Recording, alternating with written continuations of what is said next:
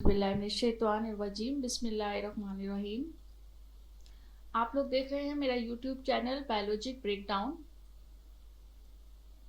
हम unit number 2 के question answers को डिस्कस कर रहे थे। इससे पहले वाली वीडियो में हमने क्वेश्चन नंबर 1 से लेकर क्वेश्चन नंबर 4 तक के जो है वो क्वेश्चन आंसर्स को डिस्कस किया था। Unit biodiversity class 9। आज हम क्वेश्चन नंबर 5 को डिस्कस करेंगे कि इसके अंदर जो है वो हमसे क्या चीज़ पूछी गई है। क्वेश्चन नंबर 5 है, can you differentiate between bacteria and protist fungi and plants. मुख्तलिफ किस्म के डिफरेंसेस हैं जो आपसे इस क्वेश्चन में पूछे गए हैं कि बैक्टीरिया और प्रोटिस्ट के दरमियान में क्या फ़र्क होता है, इसी तरह से फंजाई और प्लांट्स के दरमियान में क्या फ़र्क होता है। तो इसके हम कुछ पॉइंट्स में जो है वो डिफरेंसेस लिखेंगे कि बैक्टीरिया आर प्रोकैरियोट्स और protist are eukaryotes. Second point इसका है कि they belong to kingdom Monera. Protista का सेकंड पॉइंट है कि they belong to kingdom Protista, यानी हमें ये बताना है कि ये किस किंगडम से बिलोंग करते हैं। प्रोटिस्टा जो है वो किंगडम प्रोटिस्टा से बिलोंग करते हैं और बैक्टीरिया जो है उन्हें किंगडम मोनीरा के अंदर जो है वो शामिल किया जाता है। नंबर 3 पॉइंट है, nucleus is absent in bacteria and protista में जो है वो न्यूक्लियस प्रेजेंट होता है। फिर bacteria they are found in everywhere, ये जो बैक्टीरिया हैं ये हर जगह मौजूद होते हैं, जबकि प्रोटिस्टा जो है वो सिर्फ इक्वेटिक इन्वायरमेंट जो होता है जहाँ पानी मौजूद होता है वहाँ मौजूद होते हैं ज़्यादातर। फिर नंबर 5 पॉइंट है, they reproduce asexually by fission और डीएनए ट्रांसफर। और प्रोटिस्ट है, they reproduce asexually and also sexually, ये सेक्सुअली रिप्रोडक्शन करते हैं, जबकि प्रोटिस्ट जो है वो एसेक्सुअली दोनों तरीके से रिप्रोडक्शन कर सकते हैं। नेक्स्ट डिफरेंस है fungi and plant. Fungi are heterotrophic eukaryotes and plants are autotrophic eukaryotes. ये कुछ टर्मिनोलॉजीज हैं जिनको मैंने आप लोगों को अपने पिछले लेक्चर्स में भी जो है वो एक्सप्लेन किया था। आप लोगों को इन टर्मिनोलॉजीज की डेफिनेशन पता होनी चाहिए कि ये जहाँ पर भी यूज़ हो आप लोगों को उनका कॉन्सेप्ट क्लियर हो जाए। हेटरोट्रॉफिक यूकैरियोट्स ऐसे यूकैरियोट्स होते हैं जो कि अपना फूड जो है वो खुद प्रिपेयर नहीं करते हैं बल्कि दूसरे के ऊपर इन्हिसार करते हैं, जबकि प्लांट्स जो है वो ऑटोट्रॉफिक यूकैरियोट्स हैं। इसका मतलब यह है कि ये अपना फूड जो है वो खुद प्रिपेयर करते हैं। सेकेंड इसका डिफरेंस हम ये लिखेंगे कि they are decomposers in a food chain. Food chain के अंदर फंजाई जो है वो एज अ डिकम्पोजर होते हैं और प्लांट्स जो है वो एज अ प्रोड्यूसर मौजूद होते हैं। हैव फ्यू और नो स्टोरेज मॉलिक्यूल्स। फंजाई में या तो बहुत कम स्टोरेज मॉलिक्यूल्स या फिर बिल्कुल भी नहीं, जो स्टोरेज मॉलिक्यूल कोई भी नहीं होता है, जबकि प्लांट में स्टार्च मौजूद होता है as a storage molecule. Number 4 point है, have no roots but mycelium. इसमें रूट्स मौजूद नहीं होती हैं लेकिन रूट्स की जगह पे माइसीलियम प्रेजेंट होता है। Plants most have roots, plants में ज़्यादातर रूट्स मौजूद होती हैं। नंबर 5 पॉइंट है, they often have many nuclei. Fungi जो है उसमें बहुत सारे न्यूक्लियाई मौजूद हो सकते हैं, जबकि प्लांट्स जो है उसमें एक सिंगल न्यूक्लियस मौजूद होता है।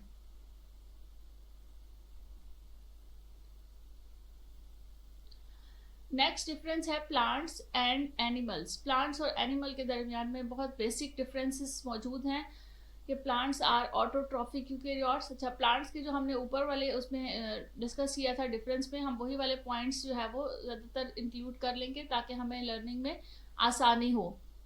प्लांट्स आर ऑटोट्रॉफिक यूकैरियोट्स और animals are heterotrophic eukaryotes. They are producers in a food chain. Plants जो है वो फूड चेन के अंदर प्रोड्यूसर होते हैं और एनिमल्स जो है वो एज अ कंज्यूमर मौजूद होते हैं फूड चेन में। Plants they can not move freely. Plants जो है वो फ्रीली मूव नहीं कर सकते हैं, एक जगह से दूसरी जगह खुद से नहीं जा सकते हैं, जबकि एनिमल जो हैं ये फ्रीली मूव कर सकते हैं। फिर प्लांट्स का जो सेल होता है उसमें सेल वॉल प्रेजेंट होती है और एनिमल का जो सेल है उसमें सेल वॉल एब्सेंट होती है, सेल वॉल प्रेजेंट नहीं होती है। Plant cell have chlorophyll. Plant के सेल में क्लोरोफिल प्रेजेंट होते हैं जिनकी मदद से ये अपना फूड प्रिपेयर करते हैं, जबकि एनिमल को अपना फूड खुद प्रिपेयर नहीं करना होता, इसलिए इनके सेल के अंदर क्लोरोफिल मौजूद नहीं होती है। ये हमारा क्वेश्चन नंबर 5 था। नेक्स्ट हमारा क्वेश्चन है question number 6। Answer the following with supportive reasons. ये कुछ रीजंस पूछे गए हैं आपसे कि आप इनके आंसर्स भी दें और साथ रीजन भी बताएं इसका कि which is the simplest domain. सबसे सिंपल डोमेन क्या है? हमने अपने लेक्चर में जो है वो डोमेन्स को स्टडी किया था, डोमेन की डेफिनेशन को भी स्टडी किया था और डोमेन्स की टाइप को भी स्टडी किया था। तो यहाँ वो ये पूछ रहे हैं आपसे कि सबसे सिंपल डोमेन्स थी, 3 डोमेन्स थे, उन 3 डोमेन्स में से सबसे सिंपलेस्ट डोमेन कौन सा है? The domain Archaea is the simplest domain because their cells are simple and don't have many parts. सबसे पहले हम ये बताएंगे कि कौन सा सिंपलेस्ट डोमेन है, उसका नाम लिखेंगे और उसके बाद हम उसका रीजन बताएंगे कि क्यों डोमेन आर्किया जो है वो सिंपलेस्ट डोमेन है। इसलिए क्योंकि उसका जो सेल्स है वो बहुत सिंपल है और उसमें बहुत सारे पार्ट्स नहीं मौजूद हैं। They have simple genetic material, उनका जेनेटिक मटेरियल भी बहुत सिंपल होता है। They are the oldest form of life on earth and they do not have membrane bounded organelles. ये कुछ ऐसे करेक्टरिस्टिक्स हैं जिनकी बेस पर डोमेन आर्किया जो है वो एज अ सिंपलेस्ट डोमेन कहलाता है कि इनके अंदर जो है वो जेनेटिक मटेरियल भी बहुत सिंपल होता है। इसके अलावा ये जो ज़मीन के ऊपर जो ये डोमेन के तौर पर है, ये सबसे ओल्डेस्ट डोमेन है। इनके जो ऑर्गेनल्स हैं वो मेम्ब्रेन बाउंडेड नहीं होते हैं। सेकेंड आपसे पूछा गया है which is the complex domain. सबसे कॉम्प्लेक्स डोमेन कौन सा है? The most complex domain is यूकैरिया because they have large genome size. यूकैरिया जो है वो सबसे कॉम्प्लेक्स डोमेन है इसलिए क्योंकि इसका जीनोम साइज जो है वो बहुत ज़्यादा बड़ा है, कॉम्प्लेक्स है। सेल स्ट्रक्चर भी इसका कॉम्प्लेक्स है विद मेम्ब्रेन बाउंड ऑर्गेनल्स और इसके जो ऑर्गेनल्स हैं उनके इर्द गिर्द मेम्ब्रेन मौजूद है। इट्स मीन कि ये सारे जो है वो इसका फीचर्स जो है वो इसके एडवांस फीचर्स में आ जाते हैं।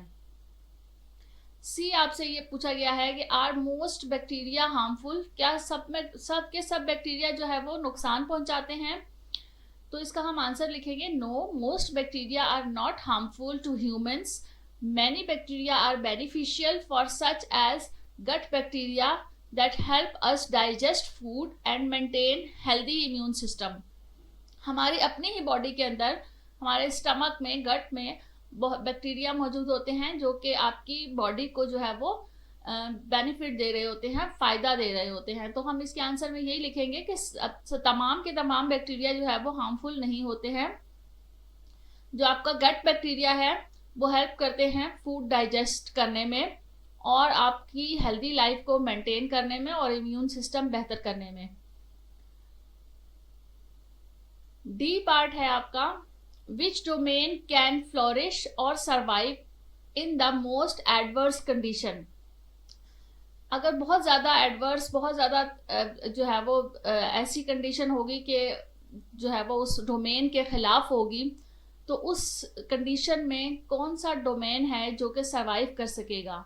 Domain Archaea and bacteria can survive in most adverse condition.